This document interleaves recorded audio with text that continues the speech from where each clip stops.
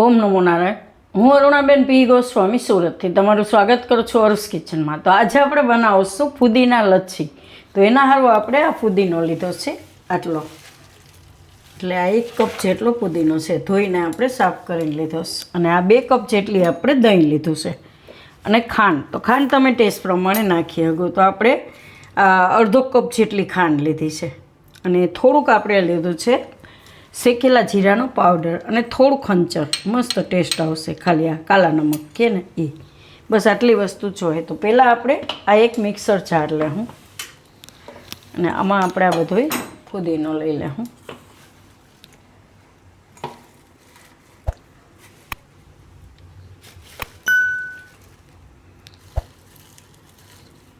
થોડાક પાંદડા એમના ઉપર રાખવા હોય તો તમે રાખી શકો. તો બધો પુદીનો આમાં લઈ લો. અત્યારે ઉનાળો છે તો પુદીનો એકદમ પેટ માટે ઠંડો અને ઠંડક આપે એમ. તો પુદીનો તમે આ રીતે પી શકીએ આપણે લચ્છી બનાવીને. એક આટો ફરશે એટલે તરત એકદમ લેવલ થઈ જાય એમ. તો આના ભેગી આપણે ખાંડ નાખી દેવું.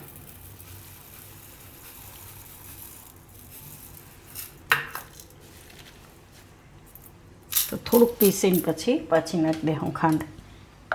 એક આટો ફેરવી દેવું. તો આને આપણે થોડુંક ફેરવી લીધું સારી રીતે. તો આ બીજી ખાંડ એમાં ભેગી નાખી દેવું આપણે.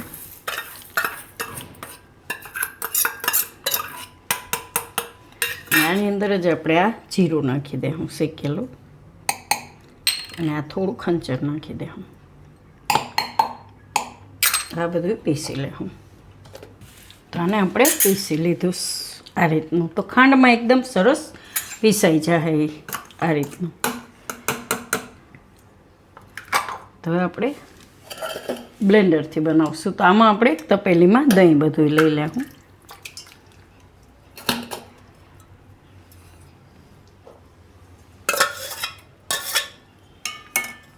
ને આની અંદર આપણે આ ફુદીનાની પેસ્ટ નાખી દેવું. ખાંડ ને ફુદીનાની.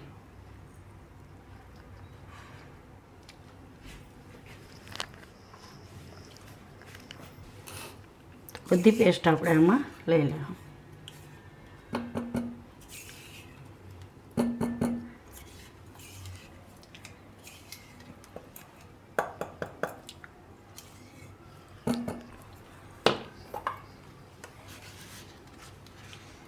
તો ખાંડ એકદમ સરસ આમાં ભેગી મસ્ત પીસાઈ જાય. હવે આમાં આપણે બ્લેન્ડર ફેરવશું. મિક્સ કરી લેવું આ રીતે.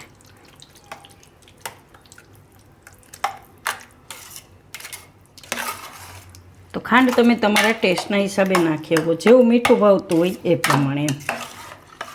તો એને આપણે ફેરવી લેવું. તો આને આપણે બ્લેન્ડર ફેરવી લેવું. તો બ્લેન્ડરની અંદર હું આ રીતે મોજું પહેરાવીને રાખું એટલે ખરાબ ન થાય એમ. આપણા હાથ હટતા હોય એટલે અત્યારે તો કરવું જ પડશે. એટલે શું છે કે આ ખરાબ ન થાય એમ. બ્લેન્ડર આપણે અહીંથી નકર ઘડીએ ઘડીએ સાફ કરવું પડે એમ. તો મોજું હોય કાપીને ઉપરથી પહેરાવી દો એટલે એકદમ સરસ થઈ જાય. હવે આને આપણે ફેરવી લેવું.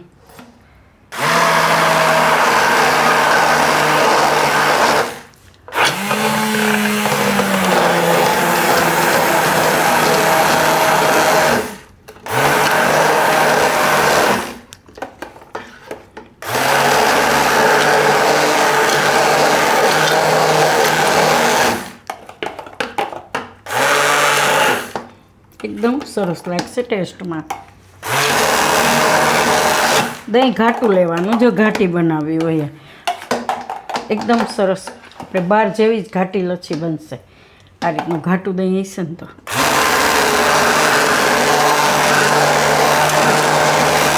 બસ આટલું જ મિક્સ કરી લેવાનું એને.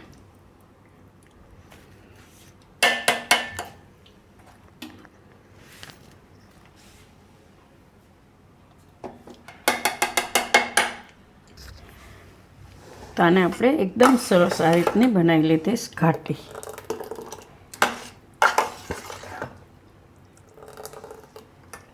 એને આપણે હવે ગ્લાસમાં કાઢી લેવું.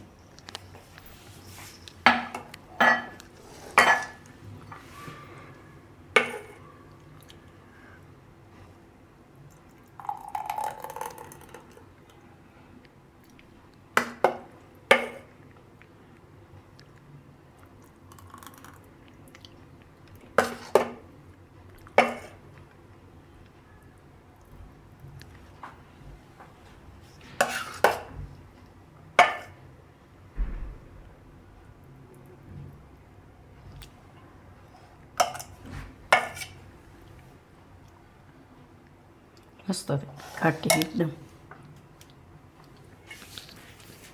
આની ઉપર આપણે રાખશું એક પુદીનાનું ડાળખું, ખાલી આપણે ફોટા હારું એમ.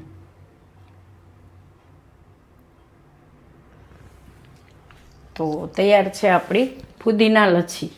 તો જો તમને મારો આ વિડીયો કે રેસીપી પસંદ આવી હોય તો એને લાઇક કરજો, શેર કરજો અને મારી ચેનલને સબસ્ક્રાઈબ કરજો અને બેલ આઇકન દબાવવાનું ના ભૂલતા. કમેન્ટ કરીને કહેજો કે તમને કેવી લઈ ગઈ આ ફુદીના લચ્છી.